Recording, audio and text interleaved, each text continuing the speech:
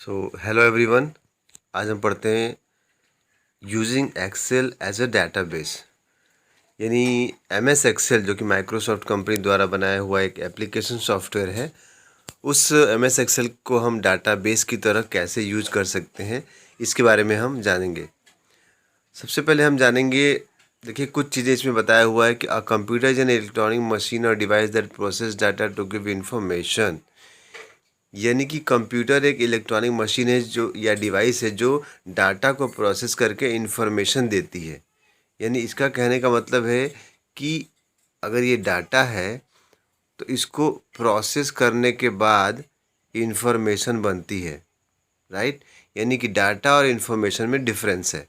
तो डाटा क्या है और इन्फॉर्मेशन क्या है, इसके बारे में हम जानते हैं। हम लोग कंप्यूटर का यूज करते हैं कि डाटा को प्रोसेस कर सकें। डाटा है कि यहाँ से देखिए, data simply refers to raw fact and figure. These may be in form of numbers, alphabet, images, sound or combination of these. यानी यहाँ तक ये कह रहा है कि डाटा ऐसी चीज़ें जो रॉ फैक्ट एंड फिगर है, यानी वो कह सकते हैं कि अभी रॉ मटेरियल है, वो बिल्कुल उसका कुछ मीनिंग नहीं है, इधर का उधर कुछ भी हो सकता है उसमें। नंबर, अल्फ़ाबेट, इमेज, साउंड, इन सब का कॉम्बिनेशन भी हो सकता है। ये डाटा है। डाटा तब तक जब तक मीनिंगफुल नहीं है वो इधर का उधर आपके पास कोई भी डाटा पड़ा है, एक पिक्चर पड़ी है, एक आपके हाथ में डॉक्यूमेंट पड़ा है, एक लेटर पड़ा है, उसका मीनिंग तब तक नहीं जब तक वो कंप्यूटर के अंदर प्रॉपरली रूप से फीड ना हो जाए। तो अब आगे देखिए कि data needs to be process to make it meaningful and useful. यहाँ तक अगर आप देखें तो डाटा को प्रोसेस करना ज़रूरी होता है ताकि उसको मीनिंगफुल और यूजफुल बनाया जा सके। जब डाटा को प्रोसेस किया जाता है कुछ मीनिंग में, जिसका कुछ मतलब निकल सके, तब वो इन्फॉर्मेशन बनता है, राइट। तो यानी हमारे पास पहले था डाटा जो मीनिंगलेस था, जब हमने उसको कंप्यूटर में प्रोसेस किया तो वो इन्फॉर्मेशन बना जो मीनिंगफुल है। आइए आगे बढ़ते हैं। डाटाबेस क्या है? डाटा हमने जान लिया। What is database? A collection of related table with data is called a database. यानी कई सारे ऐसे टेबल आप लोग जानते ही हैं, ऐसे रो और कॉलम। यानी आपके स्कूल का अटेंडेंस रजिस्टर ही देख लिया जाए, जिसके अंदर आपका रोल नंबर लिखा रहता है, आपका नेम, प्रेजेंट है, अब्सेंट है, ये सारी चीज़ें आपकी ये रहती है। इसको आप टेबल मान सकते हैं। ऐसे ही कई टेबल हो सकते हैं, जनवरी का, फरवरी का, मार्च का, अप्रैल का। तो ये जो टेबल्स आपस में रिलेटेड हैं, तो ये पूरा रजिस्टर जो बना है, ये पूरा रजिस्टर एक डाटाबेस है, आपके बारे में सारी जानकारी को रख रहा है, ठीक है। तो कलेक्शन ऑफ रिलेटेड टेबल, ऐसे टेबल्स जो आपस में रिलेटेड हो, उनका कलेक्शन डाटाबेस कहलाता है, राइट। एक ऐसी अलमीरा हो जिसके अंदर बहुत सारी फाइल्स रखी हों, किसी व्यक्ति की डिफरेंट डिफरेंट जानकारी रखी गई हो, तो वो अलमीरा एक डाटाबेस हो गया जिसके अंदर कई सारे फाइल्स रखी हुई हैं टेबल के रूप में। इसके एडवांटेज क्या है डाटाबेस के? तो सबसे पहला है कि इजी रिट्रीवल ऑफ डाटा। आसानी से किसी डाटा को निकाला जा सकता है, किसी के बारे में जानकारी। यानी मुझे पता करना है कि क्लास 5 में रोल नंबर 5 किसका है, तो मैं तुरंत जाके रजिस्टर खोल के बता सकता हूँ। रिडक्शन ऑफ डाटा इनकन्सिस्टेंसी, यानी डाटा की इनकन्सिस्टेंसी न रहो, असंगत न रहे, बिना मतलब का कुछ भी न रहे, ठीक है। तो ये उसमें फ़ायदा होता है डाटाबेस में। इजी मैनिपुलेशन डाटा, डाटा में कोई चेंज करना हो कि क्लास 10 में रोल नंबर 10 का जो एक्चुअल में गलती से वो एक लड़का हमने लिख दिया, वो लड़की है, उसको फीमेल चेंज करना, मैं बहुत आसानी से मैनिपुलेट कर सकता हूँ, कोई चेंज कर सकता हूँ। रिडक्शन ऑफ डाटा रिडंडेंसी, यानी डाटा कोई भी फालतू रूप में न रहे, उसमें डाटा बहुत यूजफुल हो जाता है। Easy sharing of data, data easy sharing हो सकता है। यानी अगर कोई मांगना चाह रहा है रिकॉर्ड क्लास 5 के बारे में, प्रिंसिपल, मैनेजर, कोई भी, तो वो रजिस्टर से बहुत आसानी से उसको प्राप्त कर सकता है। और खास करके कंप्यूटर में हो तब तो शेयरिंग और आसान है, उसको फाइल देने की ज़रूरत भी नहीं है, वो सिर्फ उसका लिंक या उसको एक कॉपी करके दे दीजिए, ठीक है। हाई डाटा सिक्योरिटी, डाटाबेस में डाटा की हाई सिक्योरिटी होती है, मतलब कि उसमें कोई चीज़ आपके डाटा को डिस्ट्रॉय इतनी आसानी से नहीं कर सकता है। ये फ़ायदा है कुछ डाटाबेस सॉफ्टवेयर का। आइए हम जानते हैं डाटाबेस जो हम एक्सेल को यूज कर रहे हैं उसमें क्या क्या है। फील्ड और रिकॉर्ड, ये दो ऑप्शन है, फील्ड और रिकॉर्ड, राइट। फील्ड को देखते हैं। फील्ड को यहाँ बता रहे हैं कॉलम, जो आपके एक्सेल में ऐसे खड़े खड़े जो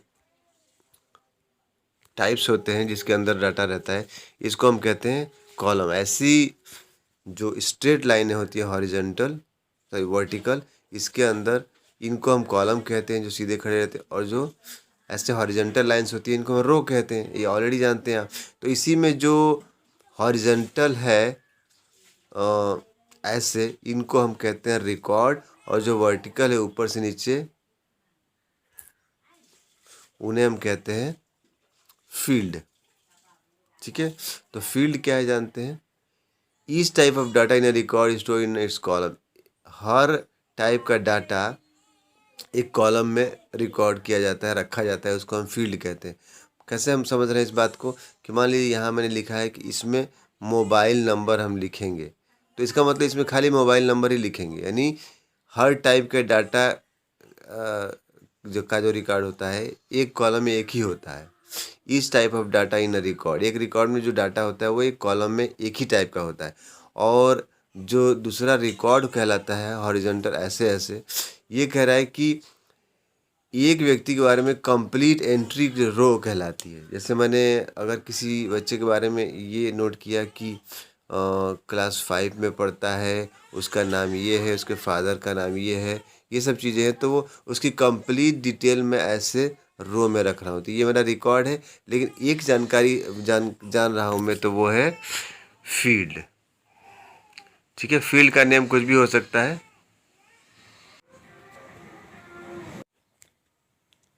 अब हम जानेंगे फॉर्म के बारे में। फॉर्म क्या है, जैसा कि ऑलरेडी आप लोग जानते हैं कि अगर किसी जॉब एप्लीकेशन के लिए जाते हैं या एडमिशन कराने जाते हैं तो आपको एक फॉर्म मिलता है कि इसमें अपना नेम लिखिए, यहाँ पे क्लास लिखिए, किस क्लास में पढ़ना चाहते हैं, फादर नेम, मदर नेम, सब डिटेल लिखिए।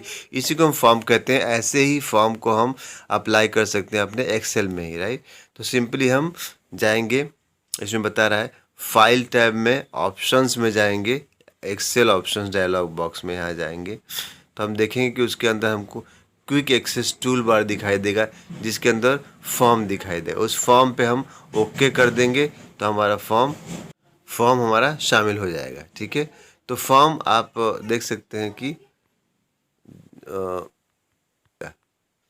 जिसमें सारी डिटेल रहेगी कि आइटम जनवरी, फरवरी, मार्च, या कुछ नाम वगैरह कुछ भी हो सकता है, एनीथिंग कैन बी देयर।